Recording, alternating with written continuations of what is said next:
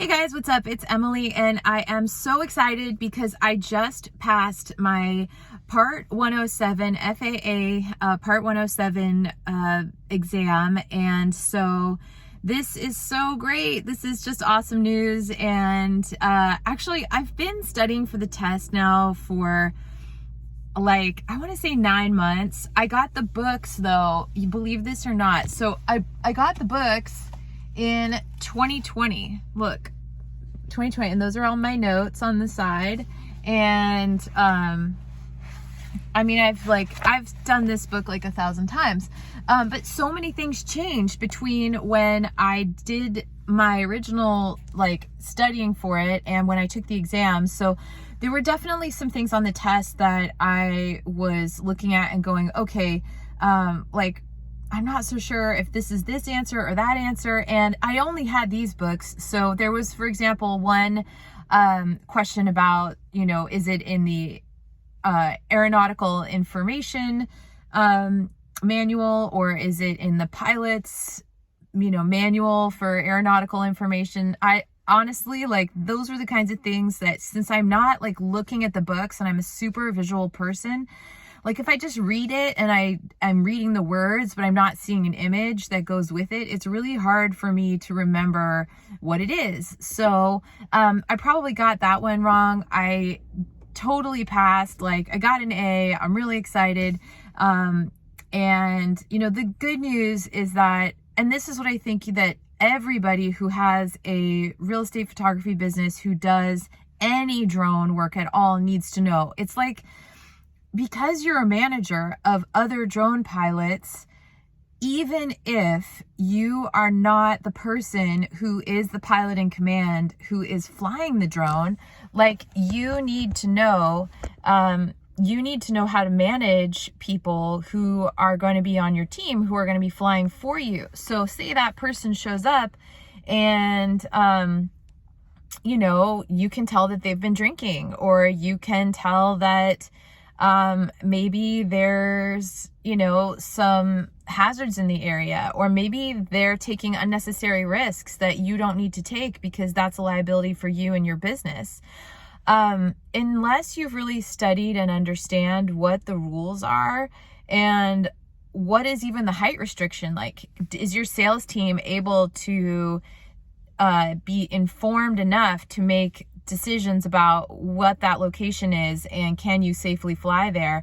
There are all of these things that go into the business of piloting and doing drone photography and drone videography.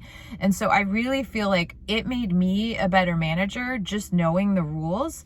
And whether you take the test or not, I think you should study for it. So anyway, that's my those are my takeaways, and I'm really glad that I did it. I'm really proud of myself, and I feel like I watched so many YouTube videos of lots of guys. So thanks guys for sharing how you passed the test and how you took the test. But ladies, I know you're out there, and I want you to know that it does take that extra, little bit of overcoming anxiety when you're knowing you're walking into a room where it's probably going to be all guys taking the test, and not to be intimidated by it, and to know that you can do it. And if you study and you are ready for your exam, then you're going to do awesome. And so I just wanted to thank especially the proctor of the test.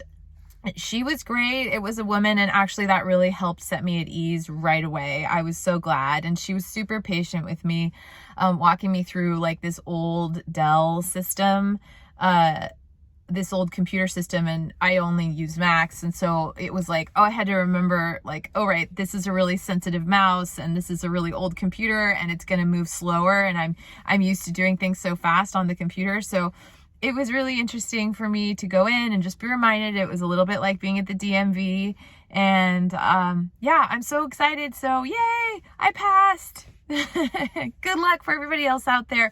You're gonna do awesome. You just have to have confidence in yourself, and I know you'll do it. So, and one last thing, I didn't use any other study guides other than these two.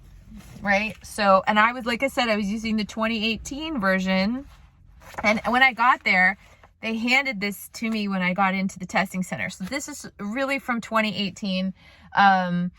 And I struggled with this part, like the reading the, directions of the sectional charts. At first, that was really hard for me to know what they were talking about, like in relationship to what. I'm glad I didn't get asked any of those questions, like if the pilot is heading on a 90-degree heading and where should you look for the plane and all that stuff. So, I mean, I get it right most of the time, but it's definitely like I have to think extra hard about it. So, and then, and like I said, this was the 2020 guide. Get the new one. I just bought it in 2020 and I was kind of discouraged at that time. It was like sort of the recommendation was like, just hire drone pilots.